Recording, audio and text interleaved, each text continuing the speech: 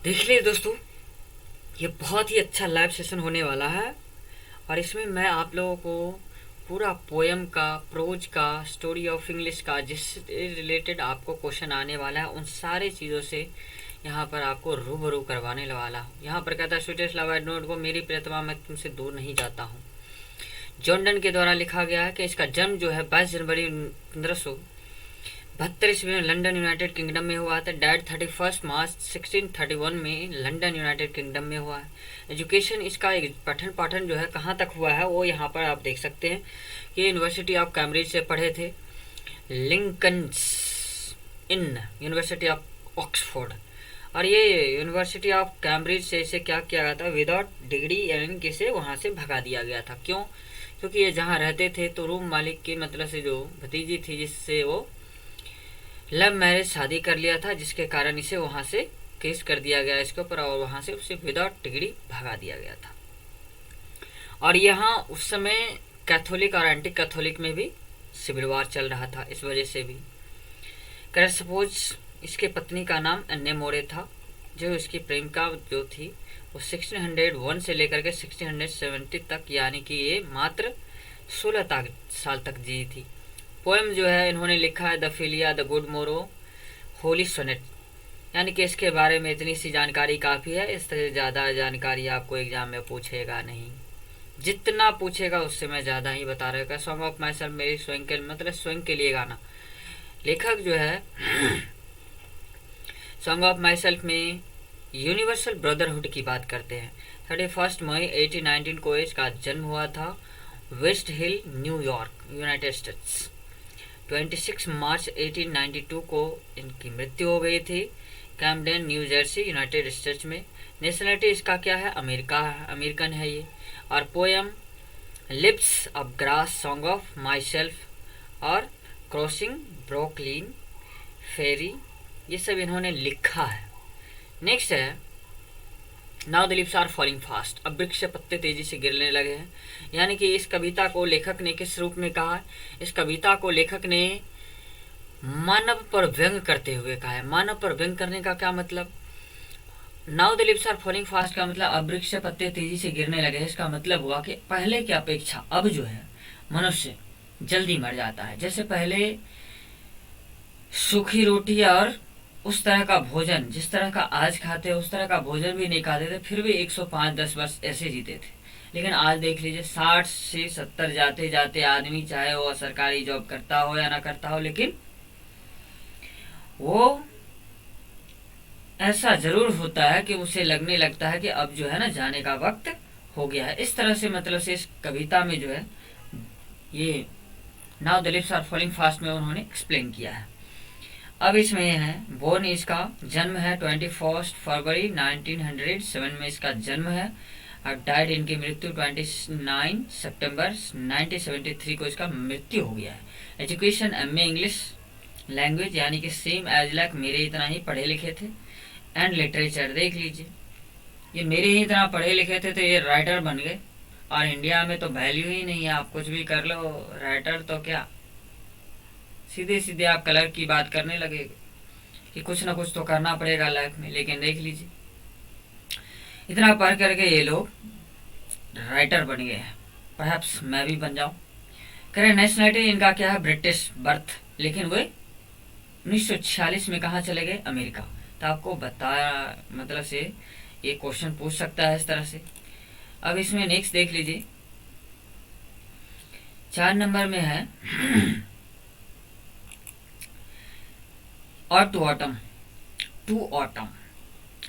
31 अक्टूबर 1795 को इनका जन्म हुआ है, Moorgate city of London United Kingdom. Died इनकी मृत्यु हो गया 23 फरवरी 1821 को, रोम इटली में। पोएम टू ऑटम और टू नाइटिंगल और ode on a Grecian urn मूर मूवीज, यानी कि आर्टियल इस नाम से बना है।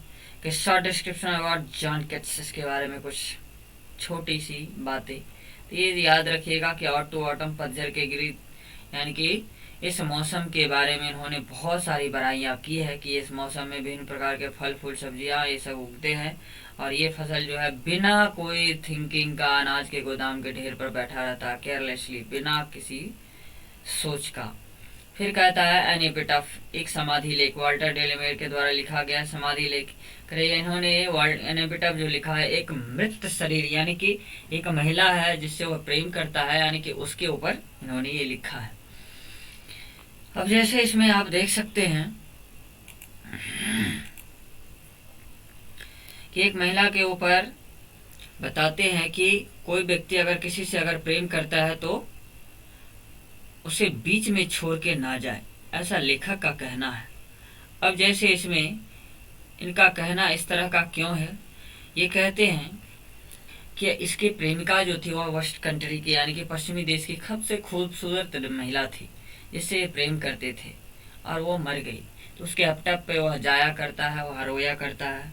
लेखक ये कहता है कि अगर वह मर जाता है यानी कि वह भी वृद्धावस्था में चला गया, अगर वह मर जाता है तो उसको याद करने के लिए कौन यहाँ आएगा, तो ये बात वो बताता है।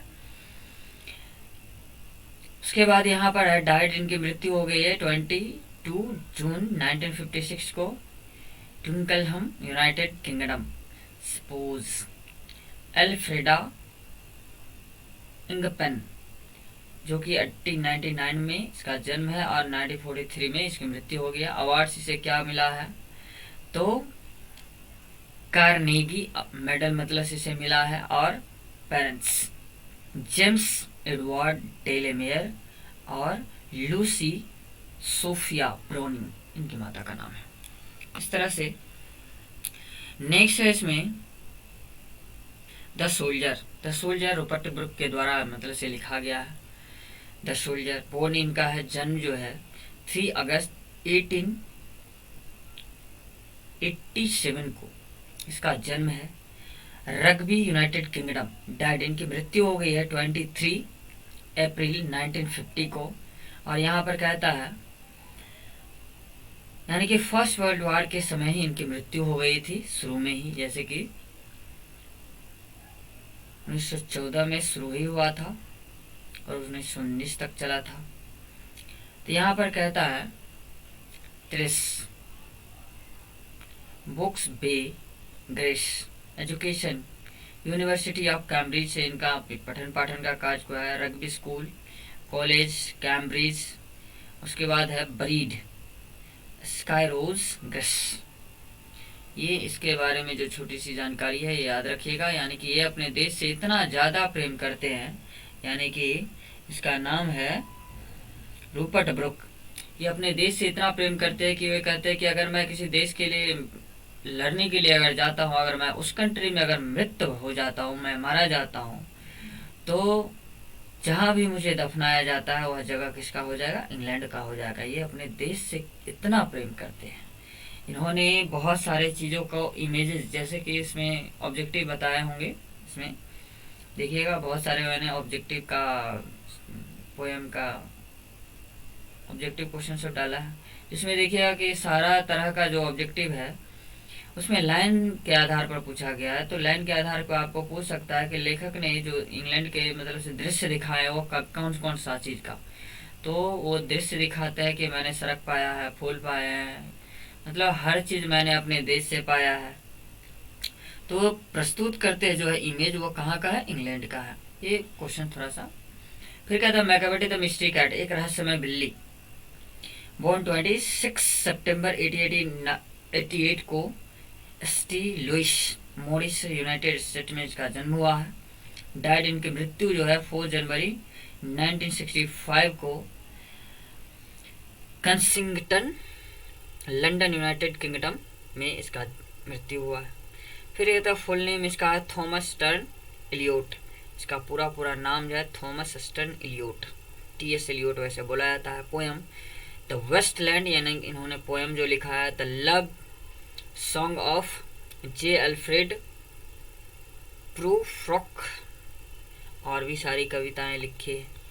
इसमें बताया गया है कि ये बिल्ली के बारे में बताते हैं, ये बहुत ही खतरनाक बिल्ली है। यानी कि ये सारे घर के रूल रेगुलेशन जो होता है कि हम किसी के घर में बिना पूछे नहीं पहुंच सकते, नहीं जा सकते, ये बिल्ली ऐसा नहीं है। ये बिल्ली जो है ना, किसी के घर में जाता है, सारे सामान को बिखेर देता है, सारे सामान को तोड़ देता है, जैसे कार्ड्स होते हैं, फाइल्स होते हैं, उसको बिखेर देता है, और जो खाने वाला चीज़ सब होता है उसको भी वह खा लेता है, और फिर शीशे का जो बर्तन होता है, गिलास होता है, उसको तोड़ देता है। यानी कि दर्जनों क्राइम करता है, लेकिन फिर भी लंदन के पुलिस इसके पीछे पड़ी हुई है, और वो कभी भी एक भी ऐसा चिन्ह नहीं छोड़ता जिसके कारण इसे लेखक जो है नेपोलियन बोनापार्ट के नाम से बुलाते हैं, कि यह जो है नेपोलियन बोनापार्ट के जैसा है, क्राइम करता है। यानी कि एक भी तरह का, वो किसी भी तरह का चिन्ह नहीं छोड़ता, जिस तरह से नेपोलियन बोनापार्ट जो है नहीं छोड़ते थे, इस तरह से।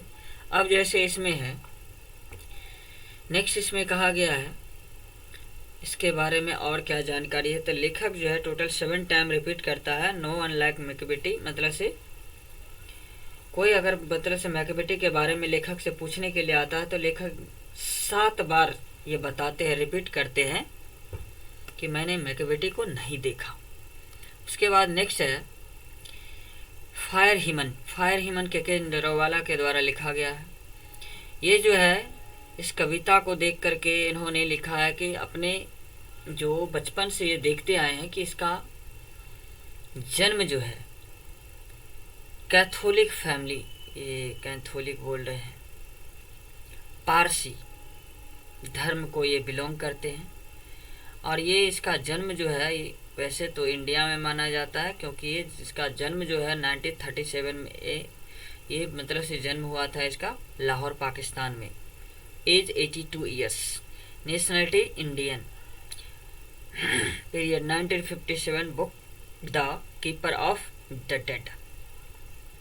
फिर इन्होंने मतलब से किताब लिखा था 1957 में, और ये फिर मतलब से भारत चले आए थे जब हमारा देश आज़ाद हुआ था। तो इन्होंने एक किताब लिखा था, कहानी लिखी थी जिसका नाम था the keeper of the dead, यानी कि मृत शरीर को जो मतलब से देखभाल करने वाला होता है उसको के बारे में। Education University of the Punjab, यानी कि पंजाब यूनिवर्सिटी से इसका पढ़ाई लिखाई हुआ था। Punjab university Chandigarh. Notable awards, साहित्य अकादमी अवार्ड से इसे नवाजा गया था, और 1984 में पद्मश्री से भी इसे नवाजा गया था। यानी कि एक बहुत ही प्रभावी कवि रहे हैं भारत के। इसीलिए इस कविता में इन्होंने एक मतलब से जलते हुए चिता के बारे में बताया है कि आग ने अपना काम जो है वह पूर्ण रूप से किया नहीं है।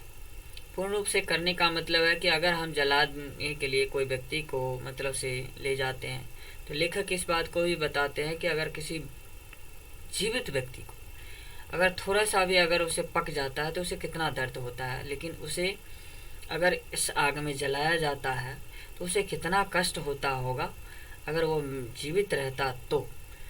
लेकिन इस बात को वह कहते हैं कि व्यक्ति को अपने मतलब से धर्म के बारे में ये बताते हैं, यानी कि वे पारसी धर्म से बिलोंग करते हैं, कि उन्होंने अपने बचपन से देखा है कि पारसी धर्म में क्या किया जाता है, एक ताबूक में रख करके उसे दफना दिया जाता है। तो ये अपने धर्म को अच्छा मानते हैं, जबकि वो जलाने को नहीं अच्छा मानते, क्योंकि उसका कहना है कि सब धर्म में अलग अलग तरह के मतलब से बातें होती है उसके अकॉर्डिंग। तो लेखक अपनी बात अपने धर्म के आधार पर बताता है। फिर इसमें नेक्स्ट कहता है, इतना जितना मैं बताते जा रहा हूँ उतना खाली याद रखिएगा, बस काफ़ी है। स्नेक 9 नंबर समरी कहता है, 9 नंबर में यहाँ पर कहता है कि बोर्न इसका जन्म हुआ है 11 सितंबर 1885 को ईस्टवुड, यूनाइटेड किंगडम।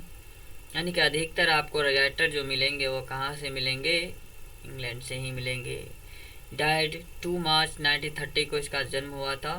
उसके बाद वेंस फ्रांस, शॉर्ट स्टोरीज यानी कि ये लघु कथा लिखते हैं। द रॉकिंग हॉर्स, विनर, ये सब लिखे हैं। नेशनलिटी कहाँ के हैं, इंग्लिश ब्रिटिश, यानी कि ये इंग्लैंड से बिलोंग करते हैं। तो स्नेक में ये अपने नैतिकता के बारे में कहते हैं, यानी कि लेखक जो है एक नाद के पास जाता है पानी पीने के लिए, ठीक उससे पहले एक सांप वहाँ आकर के पानी पीने के लिए आता है।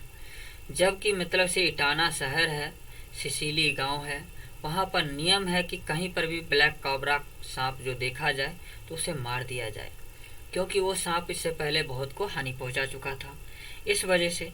लेकिन लेखक कहता है कि नैतिकता जो मैंने सीखा है अपनी शिक्षा के द्वारा, कि जब भी कोई हमारा कोई हानि अगर नहीं पहुंचा तो हमें भी उसे नहीं मारना चाहिए। लेकिन लेखक इस बात से वो कहता है कि ये हमारे गांव की कैसी नैतिकता है कि ये सांप मुझे कुछ किया भी नहीं, फिर भी मुझे इसे मारना चाहिए कि नहीं, ये कंफ्यूज होते हैं।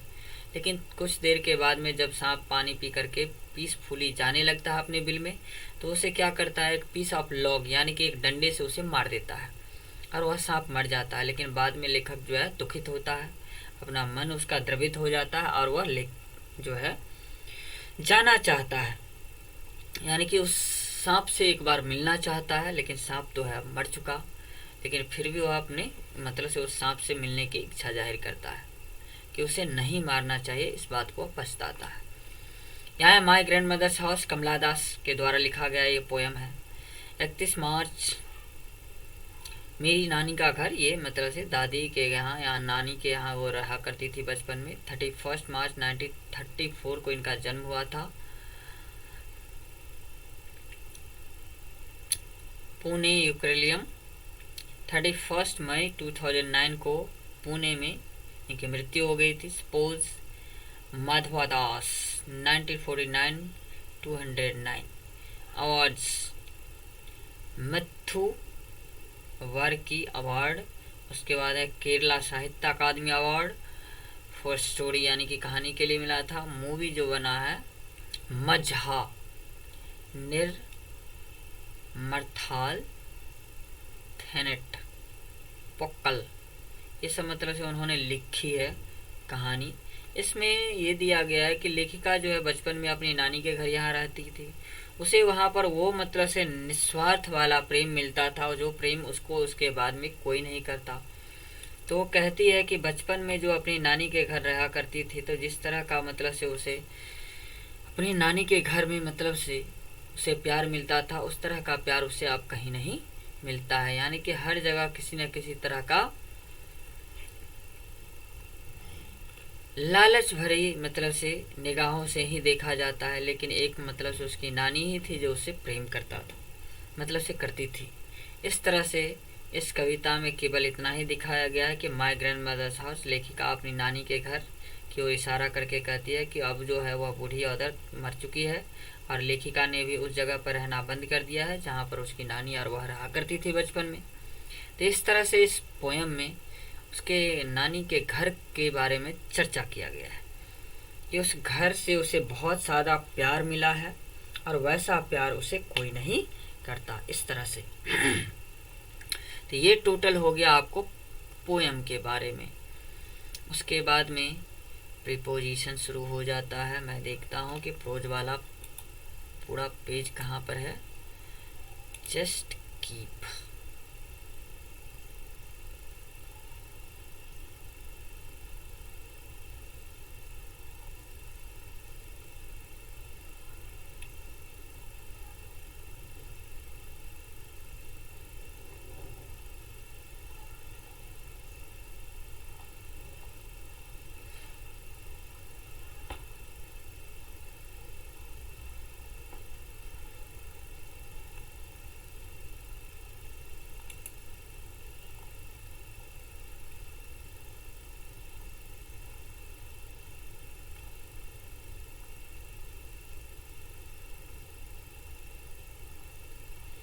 ये ऑब्जेक्टिव आ गया।